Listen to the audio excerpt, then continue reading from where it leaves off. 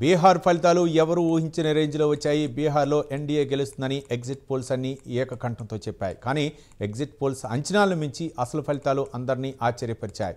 NDA 200 సీట్లు దాటి చరిత్ర సృష్టించింది. బీజేపీకి ఎన్నడూ లేనన్ని సీట్లు కట్టబెట్టారు బీహారీలు.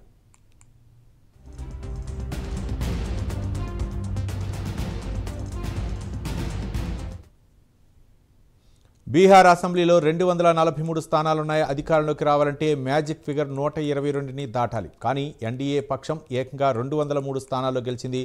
అందులో బీజేపీ సింగిల్ లార్జెస్ట్ పార్టీగా ఏర్పడింది. అటు జేడీయూ గత ఎన్నికలతో పోలిస్తే దాదాపు రెట్టింపు సీట్లు కొల్లగొట్టింది.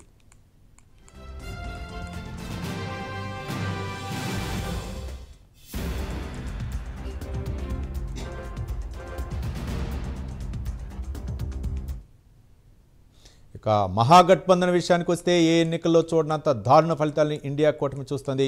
బీహారీలు పూర్తిగా తిరస్కరించారు. రాహుల్ గాంధీ ఓట్ చోరీ నినాదాలు, ఓటు అధికార యాత్రలు ఏమాత్రం పనిచేయలేదు. కాంగ్రెస్ సింగిల్ డిజిట్కి పరిమితమై కేవలం 5 సీట్ల దగ్గర ఆగింది. ఎంజీబీ కూటమి 35 స్థానాలకే పరిమితమైంది.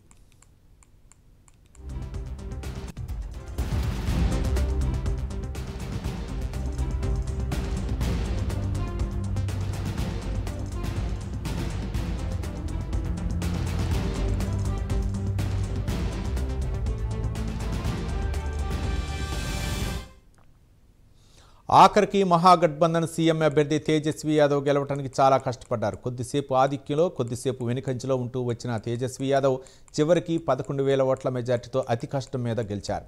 ఆర్జేడీ, కాంగ్రెస్ పార్టీల నుండి పలువురు కీలక నేతలు ఓడిపోయారు.